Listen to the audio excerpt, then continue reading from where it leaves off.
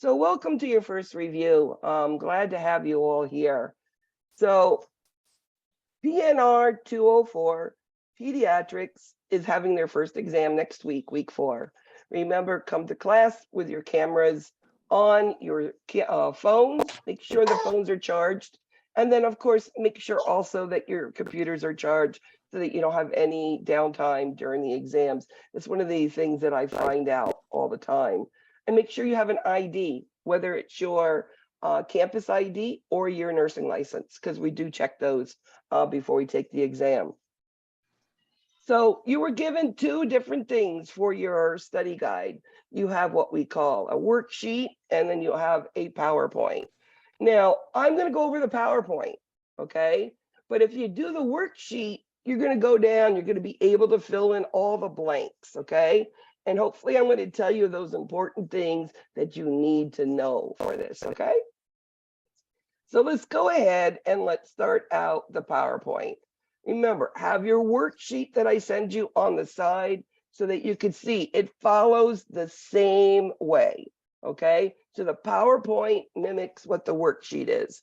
So there's not like looking all over, it is in one place for you. It's organized. Remember, your PowerPoint also has little notes on the bottoms, okay? So as you're looking at the PowerPoint, I wouldn't do the whole screen. I'd have it up, in this way so that I could look at the notes on the bottom.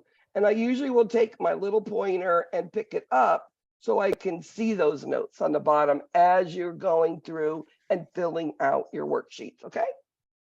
But I'm going to put it all the way. So here we are, the first page, the whole big page of all the blanks and all of the definitions. And these are usually from the beginning of the chapters. These are key terms, that if you understand these, you can understand a lot in pediatrics. For instance, cephalocaudal means cephalic. Cephalic is a head. And caudal, goes down to your toes. So it means you lift your head up first, and then you're going to roll over front to back, back to front. Then you crawl, you creep, you walk. Those are all part of that. Proximal distal, it starts with hands on the inside. This is where they want to be in comfort. And then they start going around and grasping stuff. That's basically what that means. General Pacific. So initially they're going to do things very like a reflex, palmar grasp. But then they get to the point where they're doing things the way they want to, getting the rattle, shaking it. So it starts out with maybe a happenstance, they do it, and then they want to do those things. Maturation is the total way in which a person grows and develops. And of course, inheritance and culture and all of that stuff do have a lot to do with it. Growth, you get bigger, your height and your weight to grow. That's why we do height and weight on every visit on every pediatric child. Development, you're getting better with your body function. A newborn is born, can't hold their temperature. By the time they're 1 year old, they don't need all those clothes on. They don't need their hat on anymore. They maintain their own temperature. Hereditary is all where it comes from the family. Nuclear is a traditional family. That's a mom and a dad and the kids. Remember, there's all sorts of family, like extended. I have been an extended family for my grandson. It used to be my daughter and me. And now, thank goodness, about 3 years ago, there is a wonderful man who's now daddy and mommy. So now they have a regular family, according to that, which is that nuclear. But my grandson came from that extended. Blended is me and my husband. He has 3 children, 3 daughters, and I have a daughter and a son. We put them together and we're blended and we're a big family.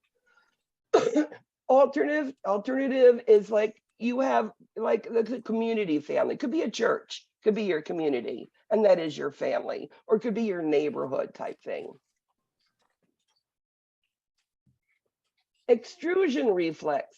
That's when you take a newborn and you put food in their mouth and try to get it out, because they don't want to eat what doesn't feel good in their mouth. So when you first start feeding an infant, you're going to see So after a while, they're going to say, oh, but I like that. And they're going to start eating properly. So that's the extrusion reflex.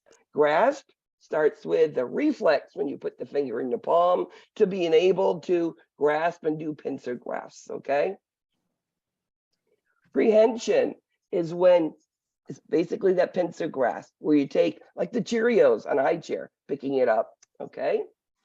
Parachute reflex is when those arms go out and they're suddenly are falling on the floor and they protect themselves. It's like a parachute. Hopefully they'll, like a cat, land on their all feet.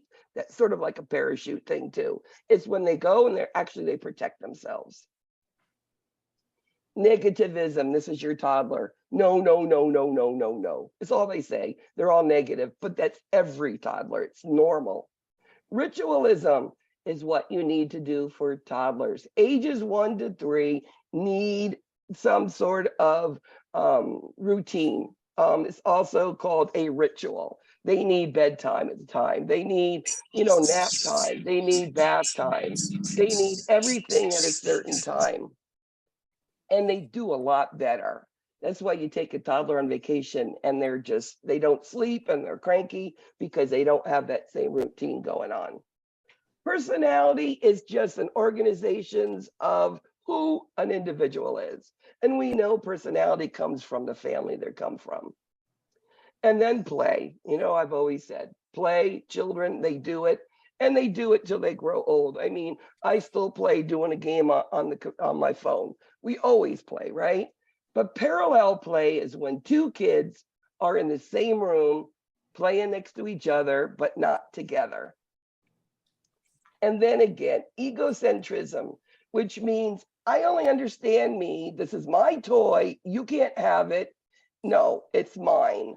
They take ownership of it, whether it really is theirs or not. They don't get it yet. This is a lot of mine, me, which also has to do with toddlers are stronger with it than preschoolers. Preschoolers just don't understand yet why the other kid can have it too. Now, all the theorists. So you all did a discussion question about theorists, and I'm telling you, the ones that I've seen were absolutely so good. I really appreciated them, and the understanding was excellent. So remember, Freud is all about sexuality things, right? Oral is everything in their mouth, self-soothing in their mouth, exploring the world through their mouth. Anal, they start to potty train because we know bowels come before the urine, right? Bowels are the first thing you actually should be able to train. Phallic has to do with boys like their mothers and girls like their fathers. It has to do with that sexuality. And then latency is at school age, same-sex peers. They want to hang out with somebody their same sex. And then, of course, when it gets older, it's genital because now they're out exploring the world, and opposite sexes or same sexes, depending on sexuality. So Freud, we know orality has to do with their mouth. I mean, rather fingers, thumbs, their toes go in their mouth, everything. And then anality has to do with learning to say no, no, no. Again, phallic has to do with them being aware of themselves and also playing with themselves. It's part of that learning. And then, of course, we know latency is Freud all about same-sex pairs. Now, Piaget. So these are the stages of Piaget you should know, and you should know the names of what they are and what ages you're looking at. So sensorimotor is all about sense, which is touch, feel, oral, which is in the mouth, exploring, and then motor, okay? One of the things you'll see with sensorimotor is now that they've found this through their sensorimotor function, that they know if something's hidden, they can go look for it. It's going to be there. So they start looking. Preoperational is that ages 2 to 7. And they're starting to be able to have this imagination.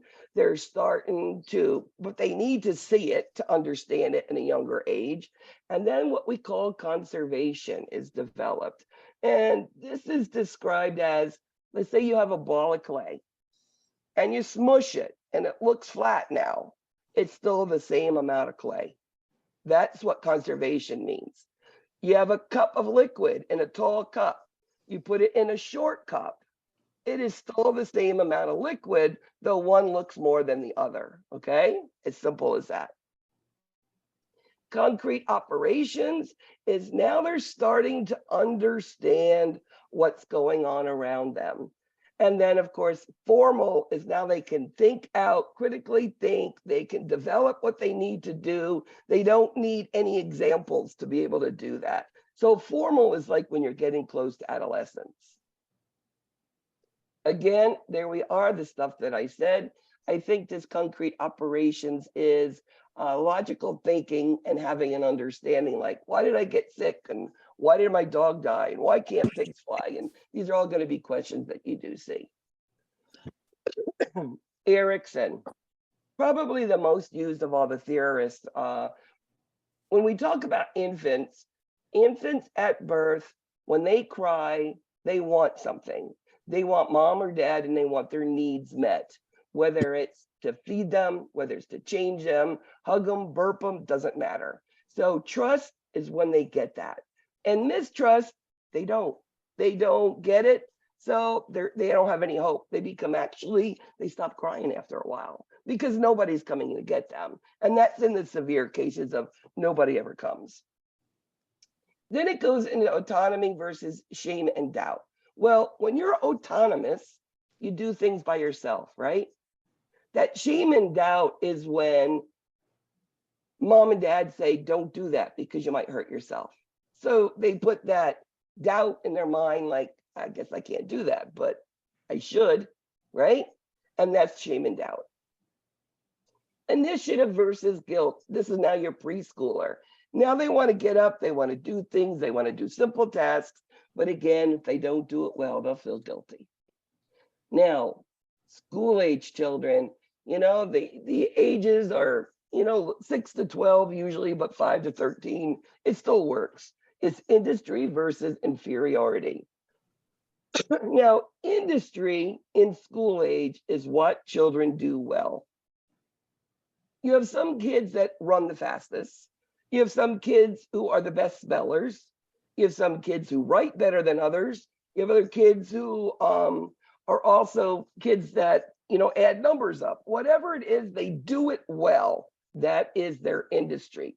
They have pride. They can do it. In fact, if we give tasks to a school age child, we have to know that they can accomplish that task, or they're going to feel inferior. Inferiority is everything they can't do. If they're good in school, they're not good at sports, so they feel inferior going out to the playground and playing PE. But if they're good at schoolwork and sports and not school, they don't want to do math. They don't have patience for it. So industry, they do well. Inferiority, they can't do well. They can't, and they get frustrated. Now, as they get older, we talk about adolescence, and it's all about identity versus inferiority. And that's about where I'm going to go with Erikson. Now, the identity is, who am I? Do I like girls? Do I like boys? Do I want to grow up to be a musician, a scientist? Where am I going to be? Also, identity is body image. Do they like themselves? Do they have freckles that they don't like? They have to wear glasses. Is this a child who is too skinny, too fat? Those things make a difference. And that's all about identity. It's a frustrating time in their life. So it's that sort of thing where, again, that they have this identity versus this confusion. Like, I don't know what I want, and could cause severe depression in children. And these are some of the things that I broke down, and you can read them too. And it's basically what I just said about the Eriksons. Now, Maslow's hierarchy of needs. I did put an example down on your sheets that I sent to you. Like I said, psychological needs. Well, physiologic means something you can see, right? Which means height and weight would be it. Vital signs could be that something that you see. But we go from the bottom to these are basic things that we need. We need food, we need clothes, we need shelter. And then it goes into, the looking at the physiological needs that as a nurse we'll do height and weight and we'll do vital signs. And then it goes, you need to be safe, and then you need to be loved, and then you need to feel good about it. So Maslow has to start, you have to have the bottom one first to be able to work upwards. Now, Kohlberg is all about good and bad and a consequence for it. So you will see that, infants really, they know if they cry or coo, they're going to get someone. They don't know if they're right or they're wrong at this point. They don't have those concepts. Now, in preschooler, even past toddler, even toddler starts to understand it, that they don't want the punishment. They know if they go in and touch a light socket, they're going to get zapped. That's their punishment. Or mom's going to be yelling, don't do that. They don't want to be punished.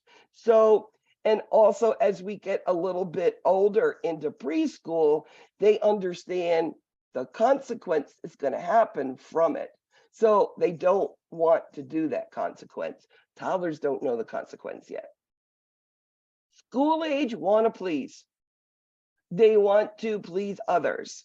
They want to be right about things. They want to do things good. And then Kohlberg into teen, again, it's the fight against, mom and dad and right and wrong. And, that is a frustrating moment for both children and also for the adolescents.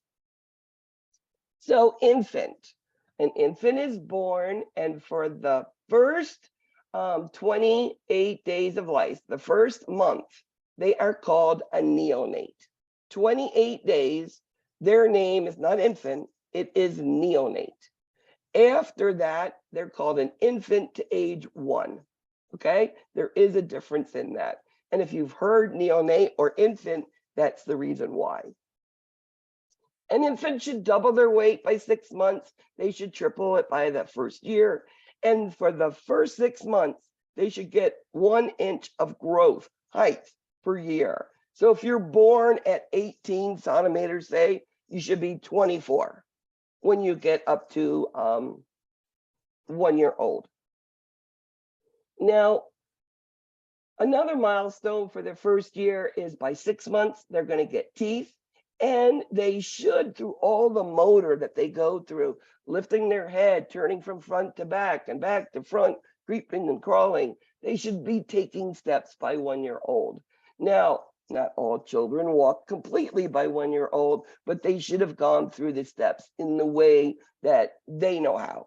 They could skip, going from creeping around and never creep and just walk, or they could just skip doing the crawling.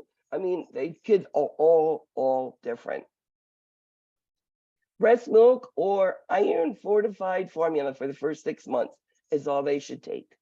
And you can start adding every 4 to 7 days, 1 food at a time, because foods are really, some of them cause allergies in infants.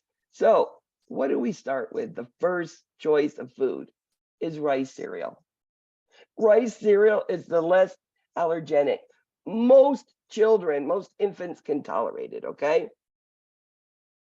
Now, not every mother can breastfeed. It's difficult. I know my daughter had a really hard time, so she literally had to pump for almost the first year of his son's life because the kid, the way he latched and couldn't, whatever. But it's all right. Now, if she chose to do formula, that's okay, as long as it was iron fortified formula, because they need that.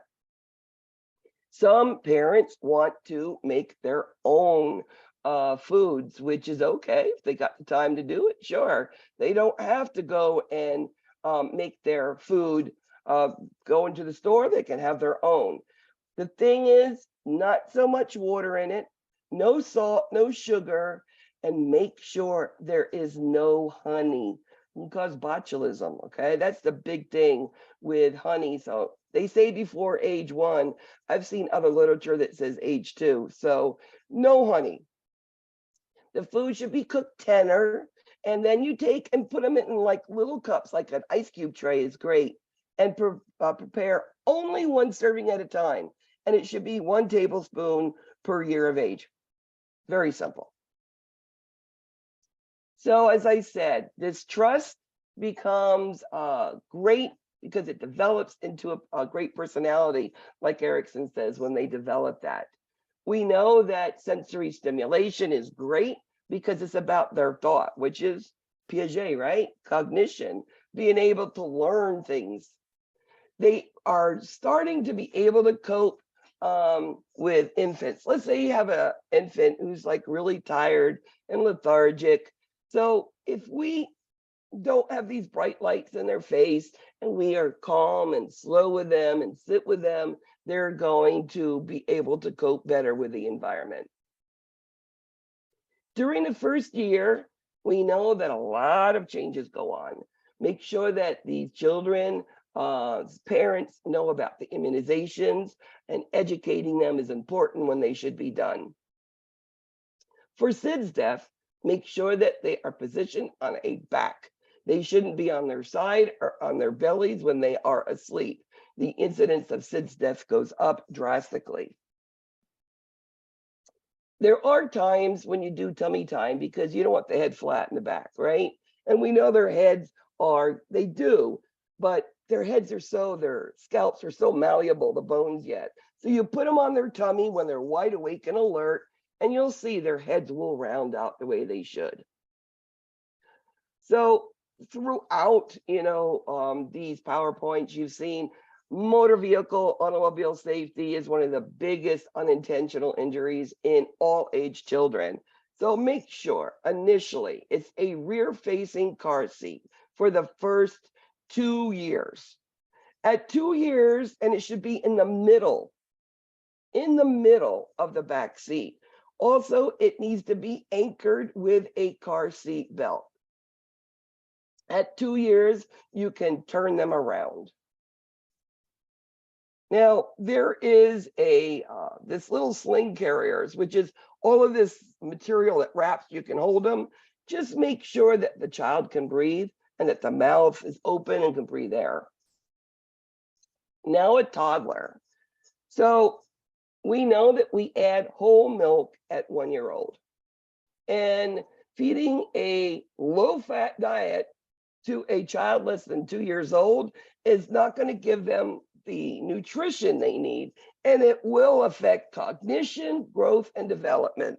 So do not hold fat away from a toddler. They need it, okay? We know toddlers are ages 1 to 3. Birth weight quadrupled about 2.5 years old. So if they're born at 7 pounds, they should be 28 pounds. They start to understand that their fine motor skills, they start using them with playing. So if they're able to run, they're hopping, skipping, jumping, they're using their fingers to play with toys, to pile up blocks, etc. They should be able to have 3 meals a day, and you should be able to bowel and bladder control by ages 2.5 to 3. Now, it doesn't mean if they're not done by age 3, there's any problems, because all kids are different. And it all depends on your family and the ability to train, right? It's not all daycare taking care of it. We know that the toddler stage, according to Erikson, is the sense of autonomy, which means what they can do themselves while overcoming that shame and doubt. So again, know the different stages of Erikson, Piaget, very important, and Freud, you'll see that again. The most evident thing that you see about cognition is the way that they are starting to talk to you. They can get your attention. And when you talk to them, they understand. And I learned at an early age, working with these young, even newborns, they are smart. They know what they're doing and they do understand. It's really important that a toddler, is able to be potty trained. And it's also that they're able to, run and jump and skip and play and do all those things. And also communicate and be able to communicate that an adult understands. Now, separation anxiety is about 8 months, right? Where they don't want to go away from mom or dad or whoever the caregiver is. And it goes through different stages: protest, despair, and detachment. We know that the toddler is the no, no, no, me, moody. So negativism, temper tantrums, and they do have a lot of sibling rivalry, especially if you bring a new kid into the fix where, you have a, newborn brother or sister. So there is rivalry. So I always say, get the toddler involved in the care and make them feel important. Toddlers should be punished by time out, 1 minute per year of age.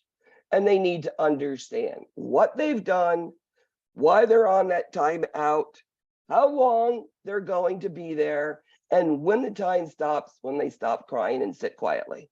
Time out. Preschooler is getting them ready to go to school. They're able to cooperate with other kids, and cooperative play is two kids getting together with a goal, whether it is, let's go build a house, and they build the house and they finish it. That's their goal. Or it could be playing a game like checkers. Preschool don't play checkers, but like a game where there is an ending, somebody wins. By preschool, they should be able to control their urine and their stool, and they're able to be separated from mom and dad, and they're able to communicate. They're able to express to somebody else what they need. They have a memory that's amazing, and they should be able to sit and listen to a teacher. Preschool, you'll see ages 3 to 6, up to age 6. Their gross and fine motors become more developed. Remember, gross is get up and go, go, go. That's muscle. Fine motor is what they do with their hands and their wrists, okay? So a 4-year-old can button a shirt. That's fine motor. They also can go up and down the stairs 1 foot after the other. That's type of things that I mean. Piaget says they're starting to understand their language and symbols of what they're thinking, and they can express themselves. Kohlberg, again, starting to be aware of the needs of other. They're starting to see mom is laying on the couch. Go get the preschooler will go get a blanket, put it over her because she don't feel good. So you might see they're starting to understand that. Their language gets quick where they start doing sentences, by the beginning of preschool to the end of it. Again, play. Play does everything for children. Physical, mental, communication, socialization.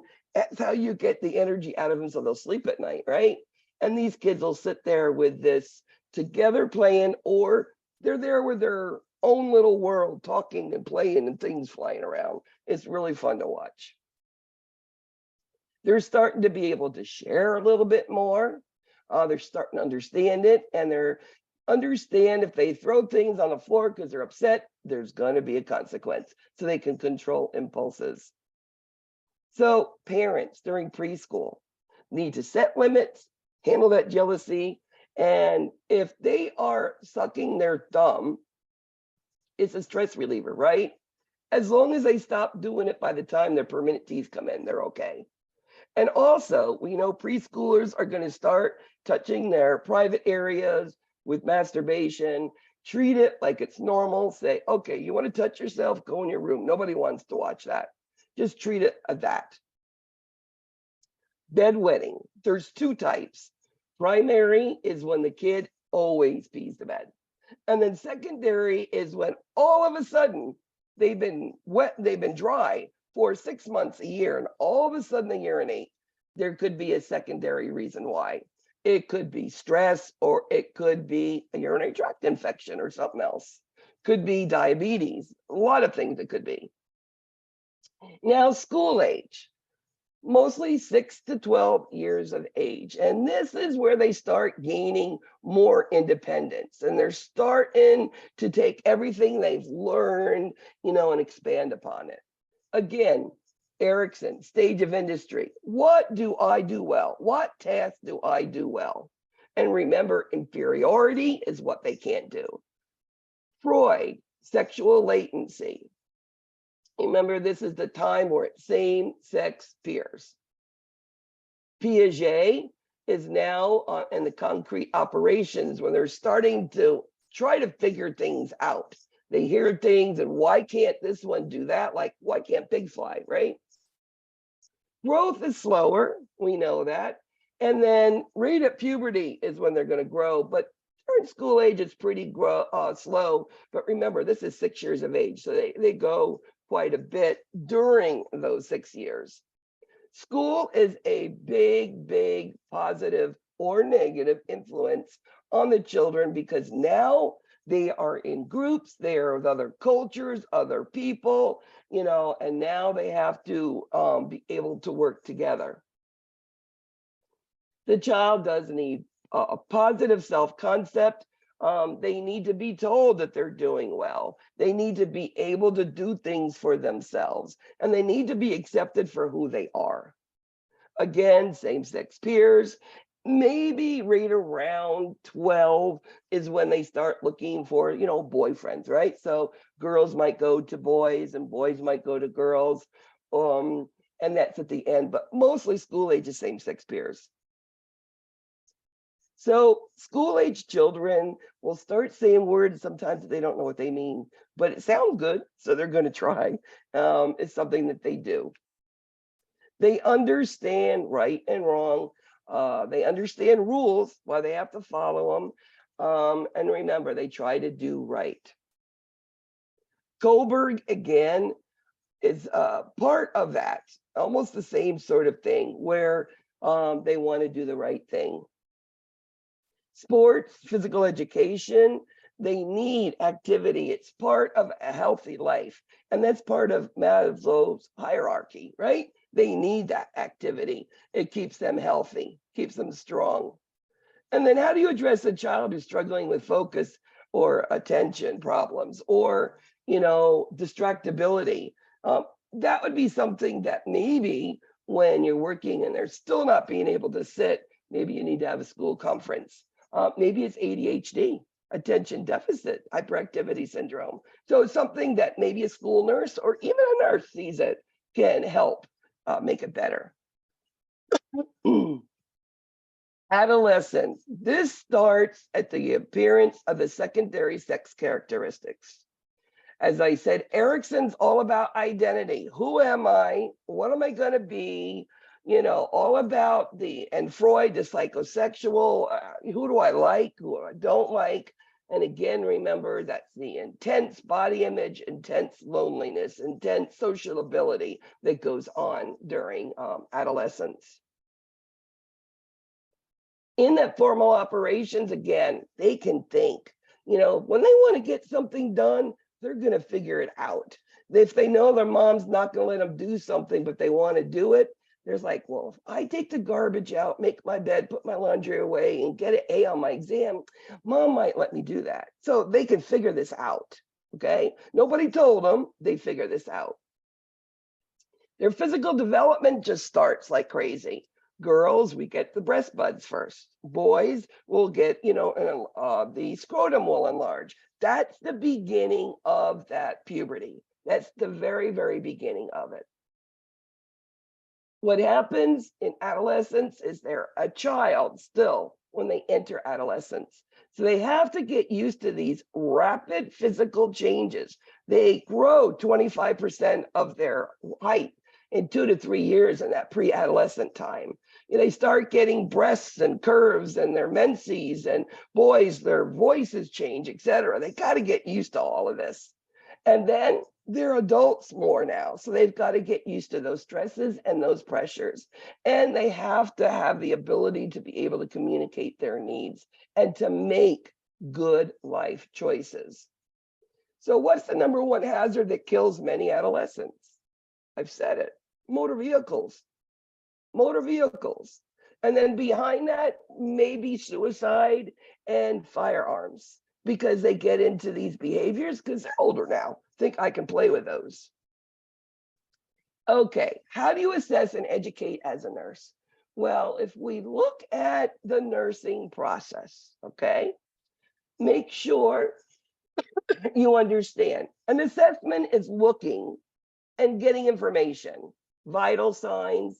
It could be seeing what they look like. Are they pale skinned? Are they breathing hard? You can look and see a lot in a child. Then figuring out what we need to do, telling the RN, telling the doctor, and then implement those actions. And then, well, let's say a child had a fever. They were pink and they were breathing heavy, heart rate was up, and we gave some ibuprofen. An evaluation, the temperature's gone down. As simple as that could be an evaluation. The heart rate went down, and of course, the respiratory rate went down.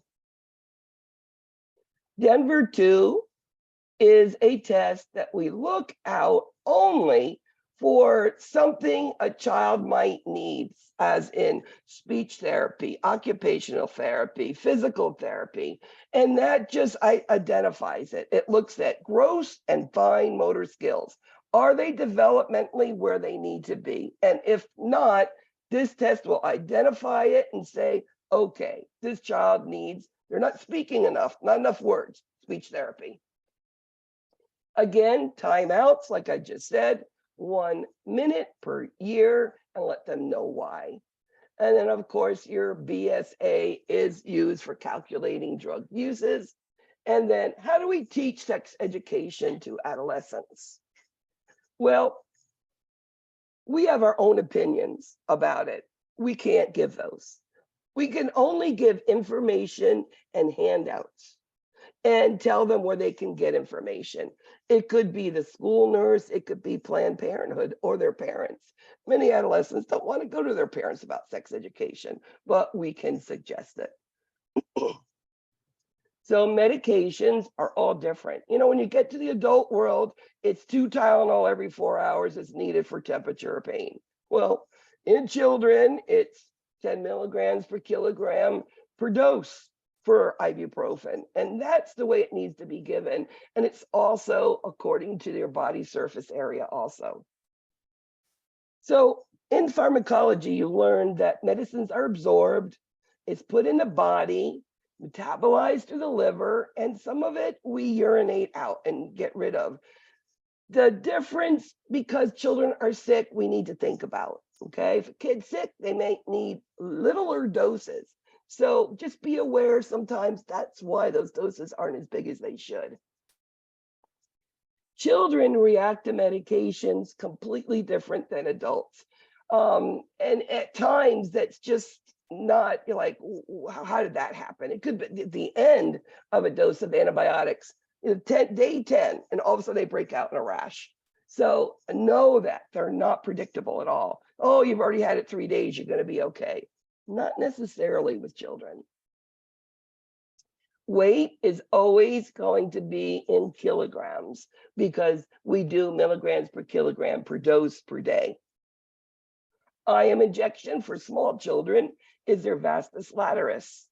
In adolescents, is the ventrogluteal.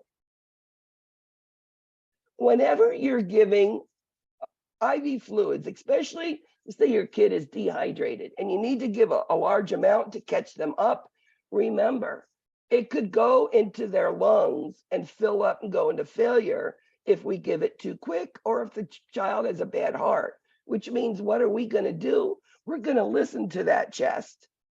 Are they clear breath sounds before we start? In the middle of it, listen to them again. Has the respiratory rate gone higher? Go tell somebody something's not right. Pacifiers, always use them for proper growth and development. Also, what do children, infants do with their mouth? They self-soothe, right?